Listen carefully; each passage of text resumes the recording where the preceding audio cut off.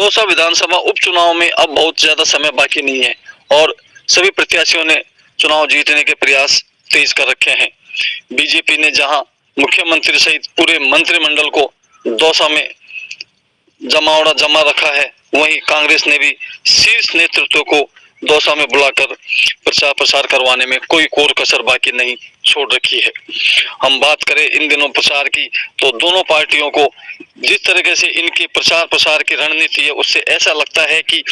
दोनों ही पार्टियों को भीतर खात का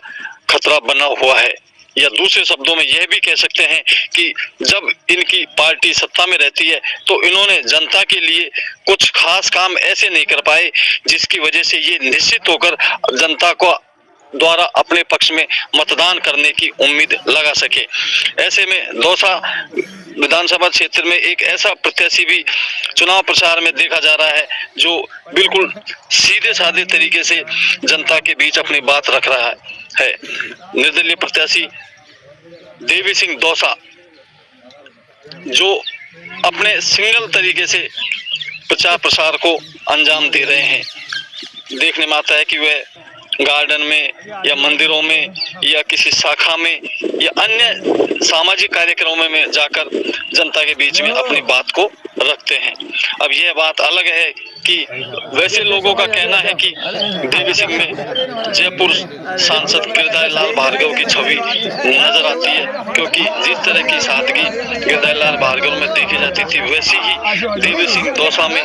देखी जा रही है। आज की राजनीति के छल कपट से दूर सादगी पूर्ण तरीके से जिस तरह से वह लोगों से अपने पक्ष में चुनाव में मतदान करने के लिए कहते हैं, उससे ऐसा लगता है कि वह बिल्कुल सरल तरीके से अपनी बात लोगों के बीच में रखते हैं। अब यह बात अलग है कि जनता किसके सर पर ताज पहनाएगी, ये देखने वाली बात होगी। चुनाव लड़ने का एक ही मकसद है हमारा कि जो दौसा विधानसभा के उपचुनाव हैं उसमें भारतीय जनता पार्टी ने एसटी वर्ग के आदमी को टिकट दिया है और कांग्रेस ने एससी वर्ग के व्यक्ति को टिकट दिया है, जबकि सामान्य सीट पर सामान्य व्यक्ति को या ओबीसी वर्ग के व्यक्ति को टिकट देना चाहिए था। तो इनका जो सामान्य वर्ग के का और ओबीसी वर्ग का जो इन्होंने अपमान किया है, उस अपमान का बदला लेने के लिए मेरे को चुनाव मैदान में आना पड़ा। उद्देश्य क्या है? अब उद्देश्य तो हमारा यही है कि लोगों की सेवा करना, और हमारा तो हम ज़्यादा कोई बनावटी बातें मेरे को करनी आती नहीं है, जैसे मेरे अंदर आए वही मुँह पे बातें होती हैं। तो लोगों की जितना मेरे से भला हो सके उतना भला करूँगा, और जो अन्याय के खिलाफ मैं बोलता आया हूँ और बोलता रहूँगा। दूसरी बात कि जो अपने दौसा के अंदर जो गुंडागर्दी है, जातिवाद है फैला हुआ है, जातिवाद ये आपस में भाईचारा बिगड़ा हुआ है, उसको आपस में भाईचारा को सबको बिठा के सौहार्दपूर्ण वातावरण पैदा करना, और जो लोगों की समस्याएं हैं, मूलभूत सुविधाएं हैं, उनके ऊपर ज़्यादा से ज़्यादा ध्यान देना, और लोगों को जितना भी भला काम हो सके वो मैं करने की पूरी कोशिश करूँगा। लोगों का कहना है कि आपकी जो छवि है एक तरह से जो बीजेपी के गिरधारी लाल भार्गव के रूप में देखते हैं। अब ये लोग जनता जनार्दन है, भगवान रूपी जनता है, ये कुछ भी कहे उसको मेरे लिए सर्वोदार्य है, लेकिन मैं साधारण व्यक्ति हूँ, साधारण परिवार से वो हूँ।